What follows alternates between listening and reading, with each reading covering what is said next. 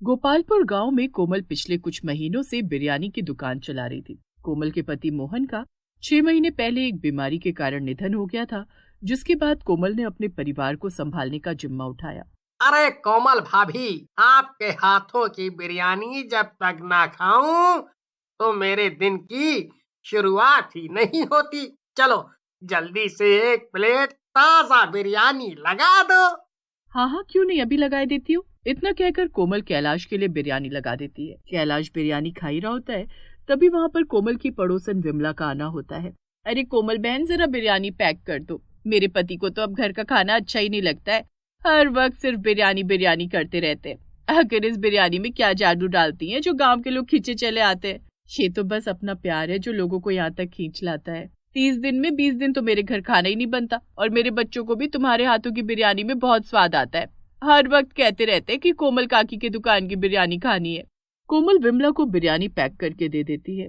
हालांकि कैलाश अब दूसरा प्लेट लेकर बिरयानी खाने बैठता है, तभी वहाँ कैलाश की पत्नी राधा का आना होता है, और आते ही वो चिल्लाने लगती है। तुम्हें कितनी बार कहा है कि घर का खाना खा लिया करो, खाना बनाया है, फिर भी तुम्हें इस औरत की दुकान की बिरयानी खानी है। अरे ये तो ना जाने अपनी बिरयानी में क्या जादू कर बैठी है कि लोग घर का खाना ही भूल गए। अरे राधा भाभी, आप कैसी बात कर रही हैं? ये मेरी बिरयानी की दुकान में अपनी बदौलत चला रही हूँ। मैंने तो किसी को ये नहीं कहा कि आप मेरी दुकान पर खाना छोड़कर बिरयानी खाने आओ।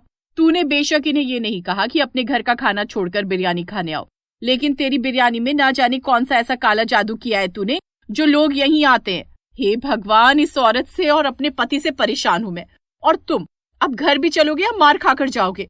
राधा कोमल को खरी खोटी सुनाकर अपने पति को वहां से लेकर घर चली आती है, लेकिन कोमल राधा की बातों का बुरा नहीं मानती। राधा की ये रोज की आदत थी। ऐसे ही समय बीत रहा था, सब कुछ ठीक चल रहा था।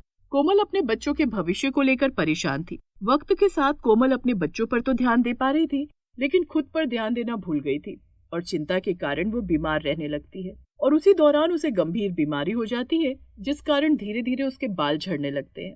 हे भगवान, ये मेरे बालों को क्या हो गया है? लगता है मुझे नकली बाल लगवा लेने चाहिए, वरना मेरी दुकान बंद हो जाएगी। लोगों को पता चलेगा कि मैं गंजी हो रही हूँ तो वो तरह तरह की बातें बनाएंगे और दुकान पर भी नहीं आएंगे। कोमल अब नकली बालों का इस्तेमाल करके अपने झड़ते बाल और गंजेपन को छुपा लेती है। एक रोज जब कोमल की पड़ोसन विमला कोमल की बिरयानी की दुकान पर आती है, तो वो कोमल के लंबे और घने बाल देखकर हैरान थी। अरे बाप रे कोमल, तेरे इतने लंबे घने बाल तो आज मैंने पहली बार देखा है। जब तू शादी करके आई थी तो तेरे बाल इतने से थे, और कुछ दिनों पहले भी मैंने तेरे बालों पर ध्यान दिया था तो तेरे बाल बहुत कम थे और झड़ भी रहे थे, जिसके लिए मैंने तुझे टोका भी था। फिर अचानक ये कमाल कैसे हुआ? अरे नहीं नहीं विमला बहन, आपको कोई गलतफहमी हुई है, बल्कि मेरे बाल तो कितने लंबे घने हैं। हाँ, शादी के वक्त छोटे थे लेकिन अब लंबे हो गए। विमला की निगाहें बात से भी तेज हैं। विमला तो इस बात का पता लगा कर ही रहेगी कि आखिर माजरा क्या है, आजकल ये कर क्या रही है और बालों में क्या लगा रही है। मैं भी अपने बाल इसकी तरह ही करना चाहती हूँ। उस वक्त तो विमला कोमल से बिरयानी लेकर चली जाती है, लेकिन अब विमला कोमल के घर में ताक झांक करके उस पर नजर रखने लगी थी। एक रोज विमला खिड़की से देख रही होती है, तभी कोमल विमला को देख लेती है। अरे विमला बहन, अंदर आ जाओ, क्या ताक झांक कर रहे हो आप खिड़की से? मैं तो अपने बेटे को देख रही थी कि कहीं तेरे घर तो नहीं आया खेलने। नहीं नहीं, बच्चों में आपस में बनती नहीं है, तो आपका गोलू मेरी दिव्या के साथ खेलने नहीं आता। अच्छा ठीक है, चलती हूँ, बस यही देख रही थी, कहीं तू मुझे कुछ गलत तो नहीं समझ रही ना? अरे ये कैसी बातें कर रही हो विमला बहन, मैं तो बस आपको देखकर पूछ रही थी कि कुछ खो तो नहीं गया आपका, या कोई और बात है। विमला उस वक्त तो चली जाती है। अब लगातार वो कई दिनों तक कोमल पर नजर रखती है, लेकिन उसके घने लंबे बालों के राज के बारे में विमला को कोई सुराग हाथ नहीं लगता। एक रोज विमला लाला की दुकान से सामान लाने जा रही होती है। सुबह का वक्त और कोमल दुकान पर जाने की तैयारी कर रही थी, तभी विमला चोरी छिपे खिड़की से कोमल को देखती है। हे भगवान, कोमल तो गंजी हो चुकी है। इसका मतलब उसे किसी तरह की गंभीर बीमारी तो नहीं जो उसे विक का इस्तेमाल करना पड़ रहा है। उस वक्त तो विमला लेकिन वो कुछ देर बाद कोमल की दुकान पर पहुंचती है और कोमल के पीछे खड़ी हो जाती है। कोमल विमला को पीछे खड़ा देखकर डर जाती है। अरे आपने तो डरा ही दिया, क्या बात है विमला बहन, सब ठीक तो है ना? बिल्कुल सब ठीक है, मैं तो बस तेरे घने लंबे बालों को देख रही थी, बड़े खूबसूरत हैं।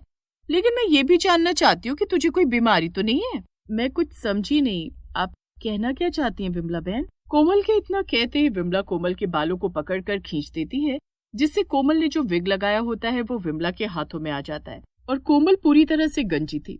मुझे मजबूरन कोमल के इस विग को हटाना पड़ रहा है ताकि आप लोगों को सच्चाई पता लग सके। इसे एक लाइलाज बीमारी है और अगर हमने इसके हाथों की बनी बिरयानी खाई तो हमें भी बीमारी हो सकती है। सूरज, कमलेश, कलावती और मनोहर की बहू सभी शहर इलाज करवाने गए हैं। उन्हें भी इसकी बिरयानी खाकर जरूर कोई बीमारी हो गई होगी, इसलिए अब गांव का कोई भी इसके हाथ की बिरयानी नहीं खाएगा। अगर आप लोगों को अपनी जान प्यारी है तो। देखिए, मैं बहुत सफाई से बिरयानी तैयार करती हूँ। मुझे बीमारी है, लेकिन इसका मतलब ये नहीं कि मेरी बीमारी आप लोगों को हो जाएगी। आप लोग मेरी बात समझने की कोशिश कीजिए। मेरे 2 छोटे छोटे बच्चे हैं।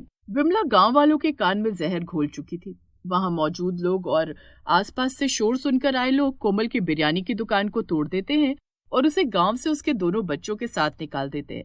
अब कोमल अपने बच्चों के साथ कई दिन तक भूखे प्यासे भटकती है और भूख के कारण उसके बच्चे और उसकी जंगल में मौत हो जाती है, जो गांव के पास ही था।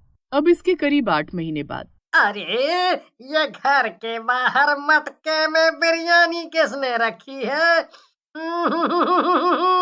क्या खुशबू है इस बिरयानी की। लगता है किसी ने गरीब लाचार समझकर मेरे घर के बाहर ये बिरयानी रख दी है। कैलाश अब उस बिरयानी को घर में लेकर आ जाता है और उसे खाते ही अगली सुबह वो इस दुनिया को छोड़कर चला जाता है। सब इस बात से हैरान थे कि आखिर कैलाश को क्या हुआ। कल रात घर के बाहर इन्हें बिरयानी मिली थी एक मटके में। बिरयानी की खुशबू से बाहर गए और बिरयानी लाकर खा लिया।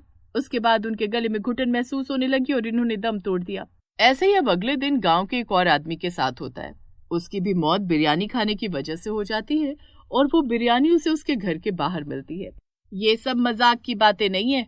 कल कैलाश की मौत और आज कमल की मौत। अरे, तुम लोगों को पता है कि बिरयानी खाने से लोग मर रहे हैं, तो क्यों खा रहे हो बिरयानी? मैं रात में जब घर के बाहर बैठी हुई थी तो मैंने एक औरत को वो बिरयानी कमल के घर के बाहर रखते देखा था। ना जाने वो औरत कौन थी। हो ना हो वो कहीं उस कोमल का भूत तो नहीं जो सबको बिरयानी खिलाकर मौत के घाट उतार रहा है। अरे, उसे मरे हुए 8-9 महीने बीत चुके हैं। भला वो अब क्या बदला लेने आएगी? और ये भूत प्रेत चुड़ैल जैसी बातों पर अब विश्वास कौन करता है? जरूर ये कोई ऐसा आदमी कर रहा है जिसकी कैलाश भाई साहब और कमल भाई साहब से दुश्मनी रही होगी। इस बात को कोई भी गंभीरता से नहीं ले रहा था और तीसरे दिन तीसरी मौत, वो भी बिरयानी खाने से। तब लोग दहशत में आ जाते हैं और पास के तांत्रिक बाबा के पास अपनी समस्या लेकर पहुंचते हैं। कहो, क्या मदद चाहिए तुम लोगों को? पिछले 3 दिनों से हमारे गांव में 3 मौत बिरयानी खाने की वजह से हो चुकी है और ये बिरयानी घर के बाहर कोई रख जाता है, जिसकी खुशबू से घर से कोई एक व्यक्ति निकलता है और उस बिरयानी को खा लेता है, जिसके बाद उसे घुटन महसूस होती है और उसकी मौत हो जाती है। 3 दिन में पूरा गांव हिलाकर रख दिया है उस आत्मा ने। आत्मा? ये क्या कह रहे हैं आप तांत्रिक बाबा? आत्मा? कहीं आप लोग कोमल की बात तो नहीं कर रहे ना बाबा? हाँ, वही आत्मा जिसे कुछ महीनों पहले तुम गांव वालों ने उसकी रोजी रोटी छीनकर उसके ही घर से, उसके ही गांव से, उसके बच्चों के साथ उसे भगा दिया था। विमला के कहने पर तांत्रिक उस आत्मा को उसी वक्त वहां बुलाने लगता है। कुछ देर मंत्र पढ़ने के बाद वो आत्मा वहां प्रकट होती है। अंधेरा छा जाता है और एक चुड़ैल वहां प्रकट होती है। चुड़ैल? अगर मैंने अपना बदला नहीं लिया तो मेरी आत्मा को शांति नहीं मिलेगी और क्या पता मुझे मुक्ति न मिलने के बाद मैं और बेकसूर लोगों की जान ले लूं। इतना कहकर चुड़ैल विमला का गला पकड़ लेती है और उसे हवा में उठाकर उसका गला दबा देती है, जिस कारण उसकी वहीं मौत हो जाती है। लेकिन इसी के साथ जैसे ही वो चुड़ैल राधा को मारने वाली होती है, तांत्रिक मंत्रों के उच्चारण के साथ उसे बोतल में भर लेता है और पास के पुराने कुएं में गिरा देता है।